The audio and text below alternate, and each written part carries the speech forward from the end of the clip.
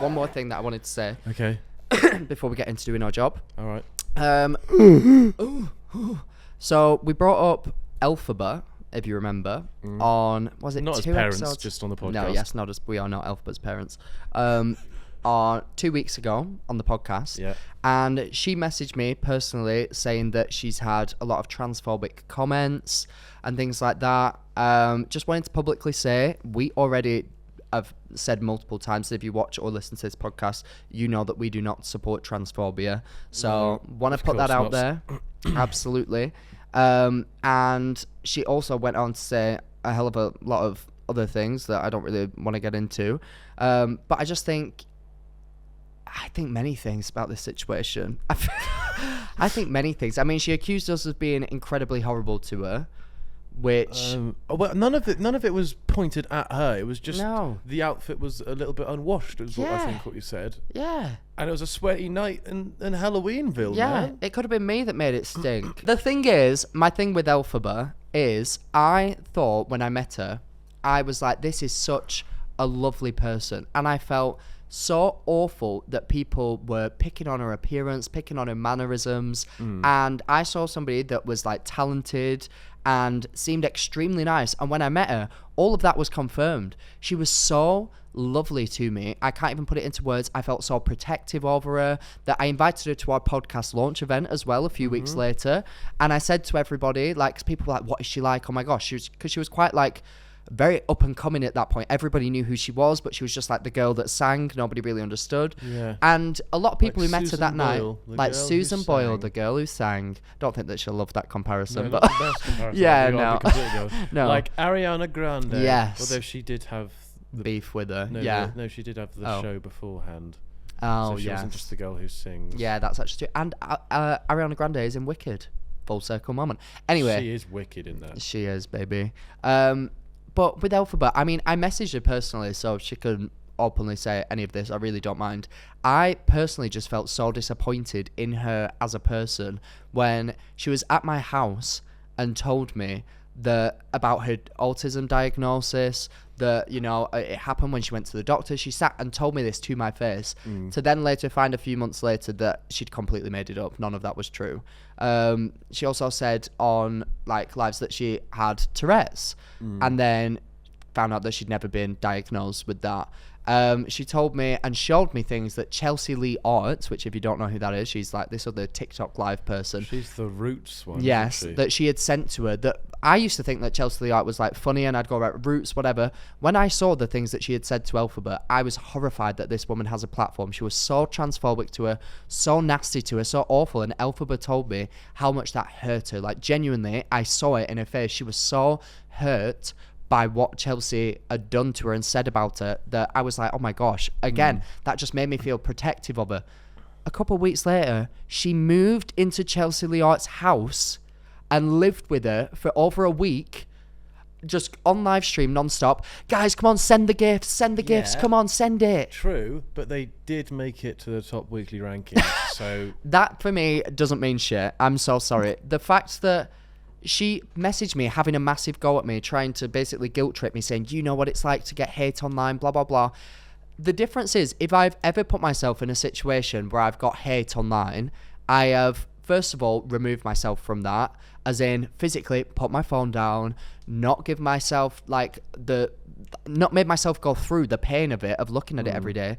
She repeatedly gets on a live stream every single day, and hours after complaining that it's too much, tells people to give her money. Like says, give me money right now. This is not enough. I saw clips of her yesterday shouting at the camera saying, this is all you're giving me. This is nothing. I deserve more. If you want to see my face, then you need to give me more money.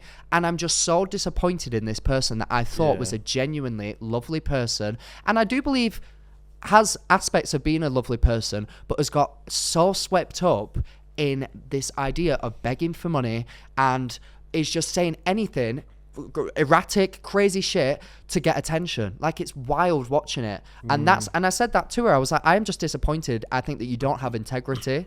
And when I started to hear about the vulnerable people and saying that they've sent her huge sums of money. I mean, I don't know what's true. Things could be fake, whatever. But she's making a living somehow, and it's by begging for money on the internet. Yeah. And I just think it's so immoral. I really do. It's a obviously the stuff that's been said and done isn't right, but it's a difficult one in terms of their job, like as our job is to post a TikTok or a video or like whatever. We're lucky enough that we've expanded into different avenues like this, the podcast. Hey.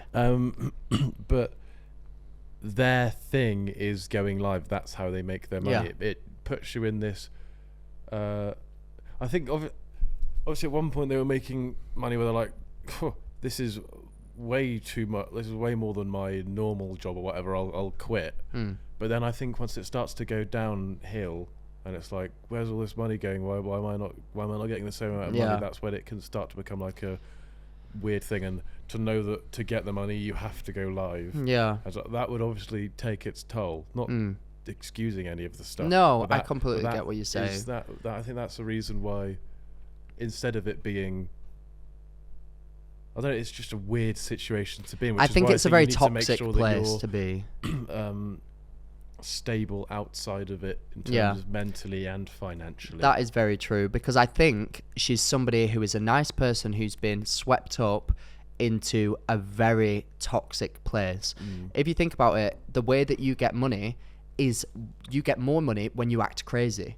So it's positive reinforcement for acting crazy. And sometimes when you act crazy, you do things that are inappropriate, and then years down the line or days down the line, it comes back and bites you, and you may not have even realized that you've done that. But the thing is, now her and so many other people are in this toxic cycle of they need to be arguing with one another, they need to be doing this, they need to be doing that. But it's like, when will this end? Look at people like Paul Breach. Like, when will that end? He's just getting more infamous from bad behavior. It's wild. So I just think, Alphabet, if you're listening, I hope that you sort yourself out, because I've said to you, I don't want to be friends with somebody who treats people like the way that you do. I don't want to be friends with somebody that lies about being diagnosed with autism and uses it as an excuse. Like, I don't want that anything to do with me. But I do believe that you are a nice person who has been swept up into a toxic workspace, kind of, and you need to sort yourself out, love. TikTok Live is a weird little world. Yeah, and we do not tolerate any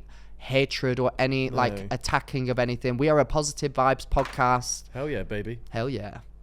But what I find weird about TikTok Live is that, like, there's loads of streaming platforms out there. Obviously, you got your Twitches, your YouTubes, that people go on, they'll sit there for ages, like playing games or like quote unquote just chatting or like whatever it is they do. But like, obviously it's built up over like a period of time, because TikTok's so new and everyone's just like thrown into it. Yeah. That it's so trendy in terms of these people will now be getting this viewership, these people will now be getting this viewership. It's such a weird one that I would never want to go into that sort of world, because I'd constantly be like shitting myself, like when is my end? Yeah. Whereas if you're like a Twitch streamer, it's like you build it over time. Carry on doing what you're doing. Obviously adapt with the times and stuff, but that's the thing though. She was on a good track of like, she was just singing and like having good times with her friend, and then she like kind of betrayed her friend, and now has just gone down this route. Like, I literally saw her last night being like, how dare you only send me this much money? Like, I'm not even going to come on live. You don't deserve to see me if you don't say. And that versus the person like before Christmas when I met her, they're not even the same person. So it's a wild situation. But yeah, hopefully she gets the help that she very clearly needs, because it's just wild at this point.